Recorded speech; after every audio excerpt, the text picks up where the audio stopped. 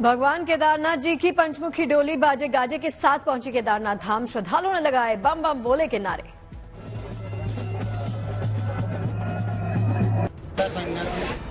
आज सुबह 8:30 बजे तीसरे पड़ाव गौरा माई मंदिर गौरीकुंड से श्री केदारनाथ धाम के लिए हुई थी रवाना। श्रद्धालुओं ने जगह जगह पंच डोली का स्वागत किया।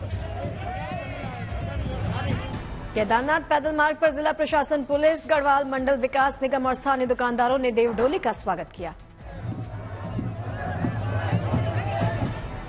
10 मई अक्षय तृतीया के शुभ मौके पर बाबा केदारनाथ धाम के कपाट खोले जाने हैं। इसको लेकर पिछले कई दिनों से की जा रही तैयारियां।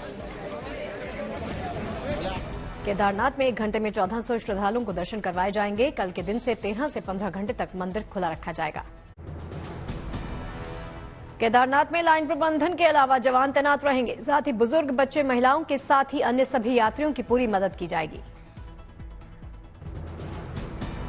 विश्व प्रसिद्ध चारधाम यात्रा 2024 का ऋषिकेश में आज से आगाज। उत्तराखंड के शहरी विकास मंत्री प्रेमचंद ने यात्रा का श्री गणेश किया। पहले जत्थे में करीब 135 बसों को ऋषिकेश से चारधाम के लिए रवाना किया गया। इन बसों में 4000 यात्री सवार।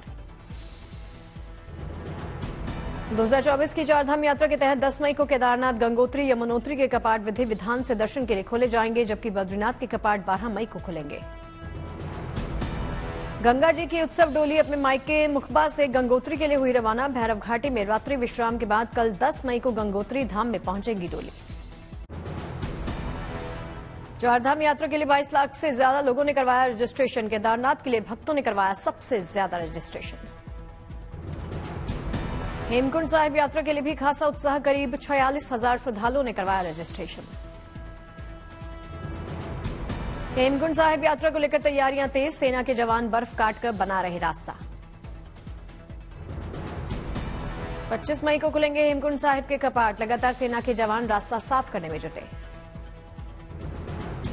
हेमकुंड साहिब यात्रा मार्ग पर जमी 8 से 10 फीट तक बर्फ। 3 से 4 किलोमीटर तक जबरदस्त ग्लेशियर। दिल्ली के सीएम अरविंद केजरीवाल की बढ़ी मुश्किलें। शराब घोटाले में ईडी कल दाखिल करेगी चार्जशीट।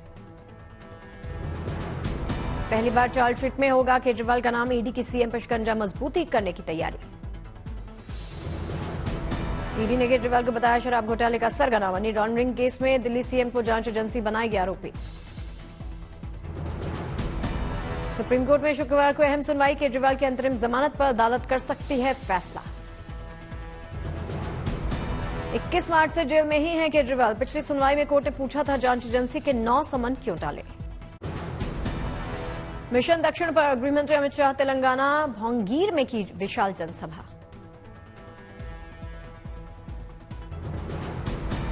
गृहमंत्री अमित शाह ने विपक्ष पर साधा निशाना। बोले तुष्टीकरण की एबीसी का मतलब है ए से असदुद्दीन ओवैसी, बी से बीआरएस और सी से कांग्रेस।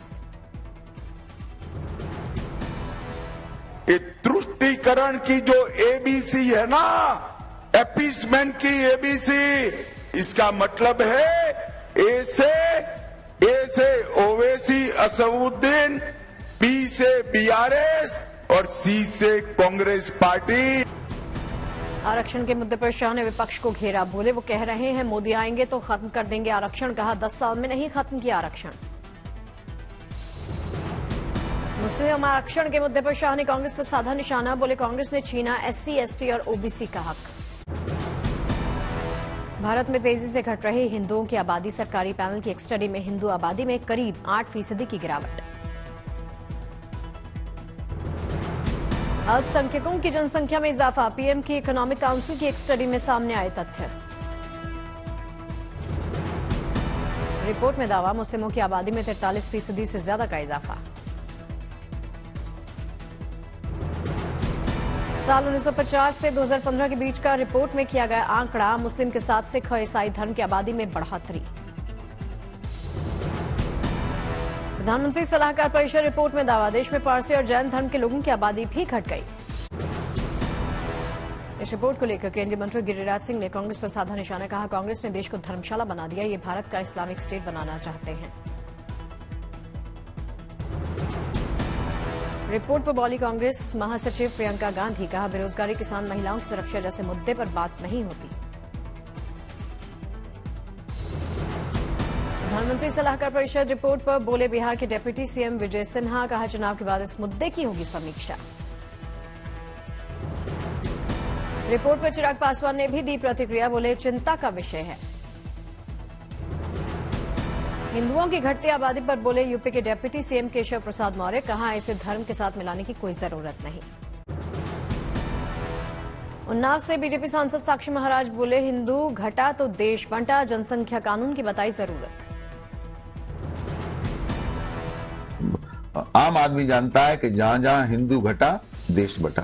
जब जब हिंदू घटा देश बटा तो कम से कम हिंदू घटना नहीं चाहिए। मुस्लिमों की बढ़ती आबादी वाली रिपोर्ट को लेकर उठे सवाल पर सदुद्दीन ओवैसी ने नहीं दिया जवाब। पूछे किसने बनाई रिपोर्ट। वीएचपी ने भी बढ़ती मुस्लिम आबादी को लेकर उठाए सवाल। कहा यह देश के लिए चिंता का विषय है। बीजेपी नेता टी राजा सिंह ने आबादी वाली रिपोर्ट को लेकर जताई चिंता। कहा हिंदुओं की आबादी घटना, मुस्लिमों की आबादी बढ़ना भारत के खिलाफ बड़ी साजिश। सैम पित्रोदा की विवादित टिप्पणी को लेकर दिल्ली में बीजेपी कार्यकर्ताओं ने किया विरोध प्रदर्शन। पुलिस से हुई धक्का मुक्की। दिल्ली बीजेपी अध्यक्ष ने वीरेंद्र सचदेवा ने कांग्रेस पर बोला हमला। कहा नस्ल भेदी और रंग भेदी टिप्पणी पर कांग्रेस ने पूरे देश को कमजोर करने की कोशिश की। धर्मशाला में कांग्रेस नेता राजीव शुक्ला ने सैम पित्रोदा को पद से हटाने का आलापा राग। कहा जो सैम पित्रोदा ने कहा उससे कांग्रेस सहमत नहीं। पटना साहिब लोकसभा सीट से बीजेपी प्रत्याशी रविशंकर ने कहा सैम पित्रोदा का बयान असंवैधानिक और अपमानजनक। उनको सिर्फ राहुल प्रियंका का रंग दिखता है। सैम पित्रोदा के बयान पर बोले सीएम योगी। कहा वो कांग्रेस के बुद्धिदाता बांटो और राज करो की नीति को सैम पित्रोदा ने किया बयान। फरीदकोट में बीजेपी प्रत्याशी हंसराज हंस ने दाखिल किया नामांकन। केंद्रीय मंत्री गजेंद्र शेखावत रहे मौजूद। अमृतसर के जंडियाला में आप प्रत्याशी लालजीत भुल्लर ने किया चुनाव प्रचार। स्थानीय दुकानदारों ने किया स्वागत।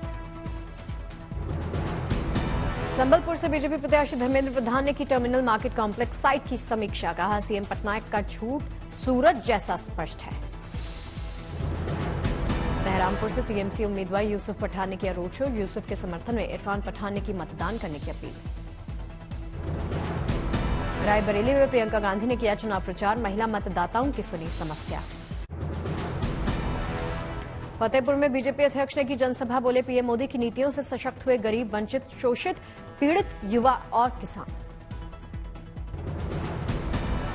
सीएम योगी ने सीतापुर की जनसभा में एसपी बीएसपी पर बोला हमला। कहा एसपी बीएसपी के लिए चुनाव सत्ता प्राप्त करने का एक माध्यम है। ओडिशा में बीजेपी की जीत का असम के सीएम हिमंता बिस्वा ने किया दावा। बोले ओडिशा में बनने जा रही बीजेपी की सरकार।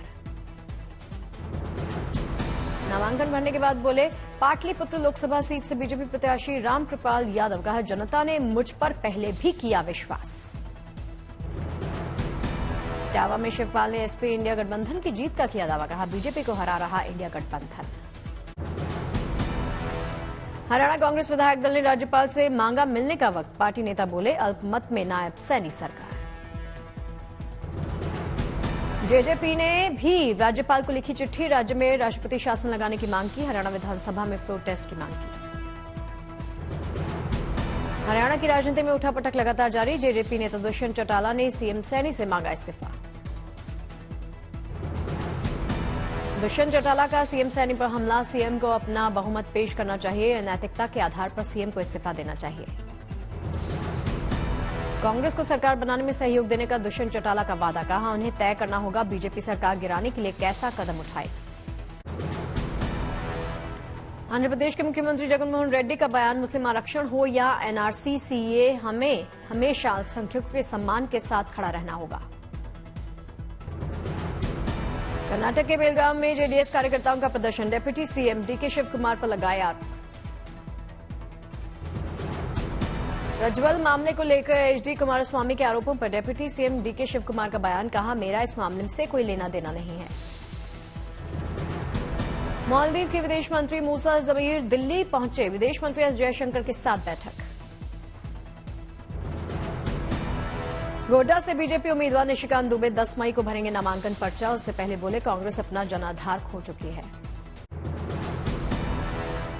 उत्तराखंड के कई इलाकों में बारिश और ओलावृष्टि का अलर्ट, मौसम विभाग ने 13 मई तक जारी किया अलर्ट। उत्तराखंड के बागेश्वर में जमकर बरसे बादल, कई इलाकों में हुई ओलावृष्टि। बागेश्वर में लगातार बारिश ने बढ़ाई लोगों की परेशानियां, उफान पर नदी नाले। उत्तरकाशी में बारिश के बाद का दिखा मंजर, उफान पर नदी नाले। उत्तराखंड में बारिश के बाद काफी हद तक शांत हुई जंगल की आग, बीते कई दिनों से सामने आ रही थी जंगलों में आग की घटनाएं। दिल्ली के राम मनोहर लोहिया में प्रचंड गर्मी को देखते हुए हीट स्ट्रोक यूनिट की शुरुआत की गई। यहां अब लू से पीड़ित मरीज अपना इलाज करवा सकेंगे। इस यूनिट में 2 बेड उपलब्ध हैं, साथ ही 2 इमर्शन टब और आइस मशीन का भी इंतजाम। कोटा में बदली स्कूलों की टाइमिंग, सुबह 7:30 से 11 बजे तक रहेगा स्कूल का वक्त। कक्षा 1 से 8वीं तक के विद्यार्थियों के लिए समय का बदलाव। धौलपुर में बढ़ रही भीषण गर्मी, जिला कलेक्टर ने स्कूलों में 2 दिन का किया अवकाश घोषित। दरभंगा में मौसम ने बदला मिजाज, दिन में हुआ रात सा नजारा, झमाझम बारिश हुई। गुजरात बोर्ड का 12वीं क्लास का रिजल्ट ऑनलाइन जारी, साइंस में 82.85% छात्र पास। इस साल अक्षय तृतीया पर गोल्ड की बिक्री में होगा जबरदस्त उछाल, 15% बढ़कर 25 टन होने का अनुमान। गोल्ड बॉन्ड्स की कीमतों में 18% का उछाल, निवेशकों ने कुल 355 करोड़ रुपए का कमाया मुनाफा। अप्रैल में शाकाहारी थाली की कीमत बढ़कर 27 रुपए 40 पैसे पर पहुंची, नॉनवेज थाली के दाम में गिरावट आई। वित्त मंत्री निर्मला सीतारमण का बड़ा दावा, कहा 10 साल में 81 सरकारी कंपनियों का मार्केट कैप 225% बढ़ गया। एयर इंडिया एक्सप्रेस का बड़ा एक्शन, सिक लीव पर गए कर्मचारियों को थमाया टर्मिनेशन लेटर। कर्मचारियों को ऑपरेशन डिस्टर्ब करने और नियुक्ति शर्तों का उल्लंघन करने पर एक्शन लिया गया। एयर इंडिया ने दोषी मानते हुए दिया बर्खास्तगी का नोटिस। अचानक 100 से ज्यादा क्रू मेंबर्स ने ली थी sick leave, air India express ने अपनी 85 फ्लाइट्स को कैंसिल कर दिया। एयर इंडिया एक्सप्रेस के सीनियर केबिन क्रू मेंबर्स ने अपनी मांगों को लेकर की हड़ताल, बीमार होने की सूचना के बाद बंद किए मोबाइल फोन्स। एयर इंडिया ने 13 मई तक उड़ान सेवाओं में कटौती की घोषणा की, 100 से ज्यादा घरेलू अंतर्राष्ट्रीय उड़ानें रद्द की।